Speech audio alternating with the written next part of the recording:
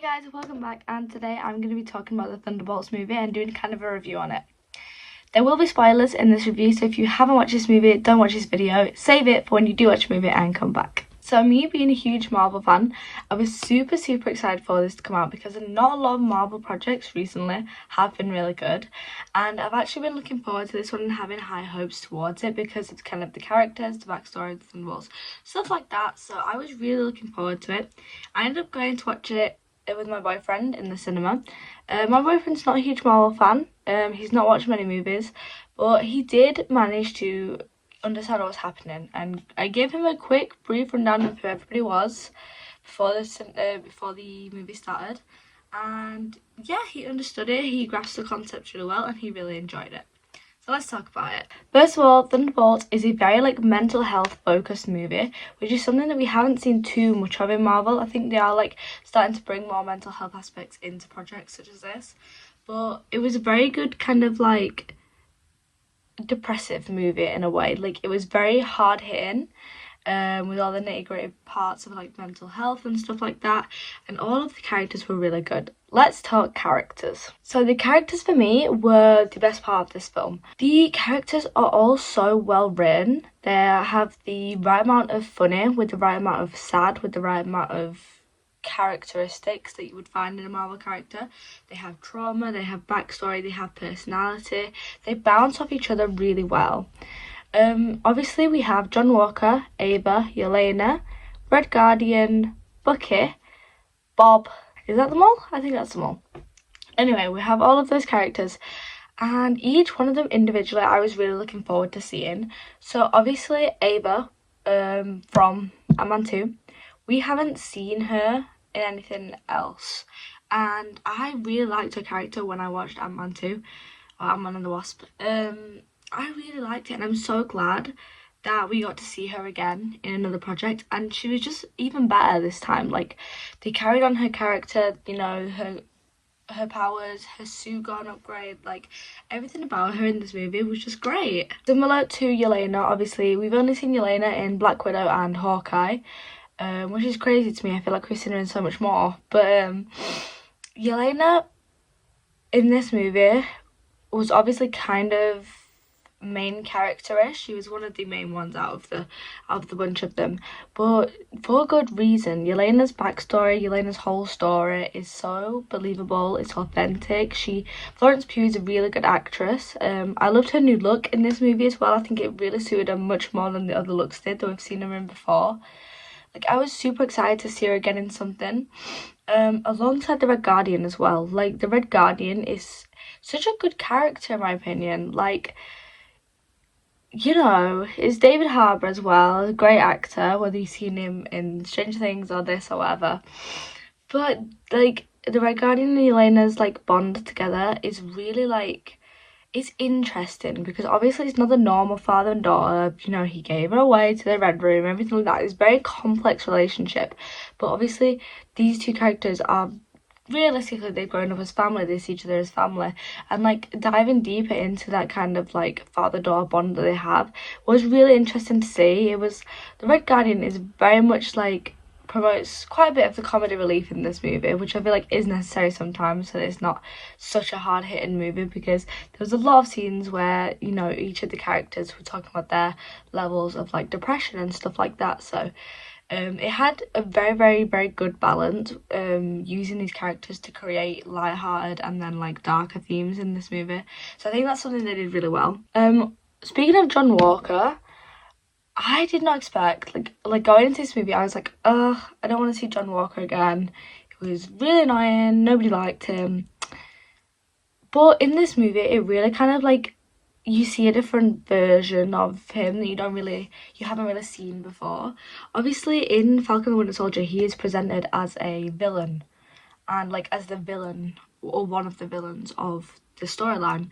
But in Thunderbolts, having him be one of the heroes, one of the protagonists, it was really interesting, especially learning more about his backstory, about his family and stuff like that, and you really get to see him as a character on his own, rather than just as a character to progress Bucky's story or to progress Sam's story. He's kind of like one on his own in this movie, and you know, he's a lot more likable. He has funny aspects about him. He has like kind of believable and realistic aspects about him that people kind of resonate with. And yeah, he really like just helps all the characters bounce off each other and stuff like that. Talking about Bucky, I wish Bucky had more lines in this movie. I feel like he had less of a part. I feel like all the other Thunderbolts were kind of more relevant than he was in the storyline. So I feel like that's the only one thing about this movie that I feel like they could have maybe done better on, is giving Bucky more of a directive lead role, because obviously we saw him a lot and he was like a government man or something like that. But he didn't get too many lines. Like he didn't come across it with having the same amount of importance as he has done in previous projects. So I'm hoping that when, you know, the new Avengers movie gets released, he will have more of a leading role, because obviously he is one of the Thunderbolts and he is probably one of the most experienced Thunderbolts, because he, you know, from the 1900s he has been around fighting. So yeah. Let's talk about Bob. So Bob was a new character introduced as Bob the Sentry and the Void. Bob is a very likable character. Bob is like very real. He's very representative of like mental health and all these different kind of disorders that people have. And you know, I think the Void is such a good kind of metaphor for this mental health and depressive and depression and stuff like that. And Sentry, when he came out as Sentry, it was given something from like The Boys kind of thing. But when he came out in his suit and everything, and then he kind of like realised that he didn't have to do what people said, it was very turning point in the film for me, because he realised very quickly the amount of power that he had, and it was kind of, for the audience to watch, it was very like intimidating, knowing that this threat kind of like doesn't have any boundaries holding him back. What I really liked about the Void is that you didn't see him. It was just a shadow, but you could tell it was still 3D in the way. In the way that they did it, like you couldn't see any of his clothes, you couldn't see his face, you could just see his eyes, and you could just see the shadow. And I just think the way they did it worked so well, because if they'd have gone too dark, it kind of maybe would have looked a bit 2D on there. But then I'm really glad they didn't show us any of his features or anything like that other than the eyes. I really think it was such a great metaphor. Spoilers for anybody watching. We're going to talk about Taskmaster. I don't really know what to think about Taskmaster's death, because it was very quick. It was really quick. Going into this movie, I did expect her to die. I thought, yeah, she's probably gonna die within the first act of the movie, which is what happened. I think it was a very brutal moment in the film, and I was like very like shocked when it happened. You know, you didn't see it coming because it was so quick. But I do think they're planning to do something with a male Taskmaster, which is why they did this, because I feel like they had a lot of controversy over the gender swap of Taskmaster being Antonia. I think that's her name. I do think they could have done more with her though, because she was such a big part of Black Widow. You know, she had all these special abilities where she could mirror people's abilities and stuff like that, and she was such a big threat in Black Widow, and then just kind of got knocked out straight away in Thunderbolts. It kind of felt a bit like a waste when they could have used her for the Thunderbolts, you know. But I suppose in a way they want to kind of close that chapter and move on, I'm assuming. So I kind of understand why they did it, but I just wish they hadn't in a way. Talk about the plot. So the plot is basically just Valentina is wanting to kill them all. They try and escape, and then Bob becomes the Sentry, then becomes the Void, and then everybody gets sent to the Void. It's like a very continuous plot line. There isn't like a one specific plot line throughout, like where there's an aim. The aim's kind of changing the whole time, because all of these characters aren't used to being heroes. All of these characters are anti-heroes or / villains in their story. So they could kind of just working through all of these issues together and not really like having a certain path, but it's so good to watch. They're really, really good to watch. I feel like we haven't had like a team that's been as good to watch in a while since the Avengers were originally in their movies, like the Avengers and Avengers Age of Ultron and stuff like that, because that's when they were really a team. Obviously we have the Guardians of the Galaxy, but I do actually prefer the vibe that Thunderbolts bring, because this was just my most anticipated team. I've been anticipating this since it was announced, and I was super happy with all the characters that they picked put in it, because I just think they really bring something different. They're such a good team because not all of them have, like, you know, superpowers. A lot of them are just like real people. So there's some super soldiers which are just really strong and everything. There's an assassin, and then obviously there's Ghost and Bob. Ghost powers aren't necessarily like proper superpowers, they're just kind of a malfunction in her genetics. But obviously Bob is like a god, but he can't use his powers obviously because he doesn't want to turn into the void, etc, etc.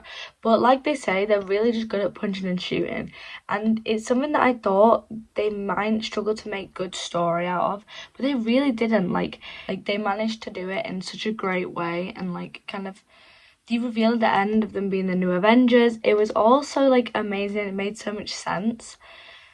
And I just really loved like everything about this film, genuinely. Like I want to watch it again soon. It was so much fun. And it's just a shame that it like flopped in box office, just because Marvel has been doing worse recently and it didn't make them as much as a budget as they predicted it would be. I think this is a lot of people's favourite Marvel film in a while, like moving on from the whole phase that they had with people not liking like the Marvels, stuff like that. We're kind of moving into a new phase where I feel like everybody's kind of anticipating these new films to come out, so like Thunderbolts, Fantastic Four, and then Avengers Doomsday. Like I feel like these are all highly anticipated Marvel films, and I feel like we're kind of entering an era of Marvel films where all of these are anticipated, which I'm really excited about. I'm really excited to watch both of those two other movies. Speaking of, let's talk about the post-credit scene. The post-credit scene of Thunderbolts obviously includes the Fantastic Four. How the Fantastic Four is going to integrate within the Thunderbolts, I'm not too sure. However, I'm hoping that the Fantastic Four movie has some kind of like starting point for how Doomsday is going to come into existence, because obviously we know Doctor Doom is the villain in the Fantastic Four saga, and it has relevance to them over everybody else. So seeing them in the same universe as the Thunderbolts and knowing that they're going to be in Doomsday kind of leads me to believe that some of the events maybe in the end of the Fantastic Four may lead somewhat into Avengers Doomsday, because I feel like Avengers Doomsday is such a huge film to be able to kind of have a random story start and finish in this however long time period. It has a huge cast of many different teams. It has like this whole Robert Downey Jr. as Doctor Doom kind of thing, and I'm really like excited to see how they're gonna start the whole Doctor Doom storyline. It could be a part 1 Avengers movie like Infinity War was to Endgame, because I'm struggling to see how they're gonna fit so much action and so much like Endgame style threat into one movie. So we will see how that goes. But I was very happy to see the Fantastic Four finally in the MCU in the post-credit scene, as I think a lot of people were. Yeah, it was a really enjoyable movie for me.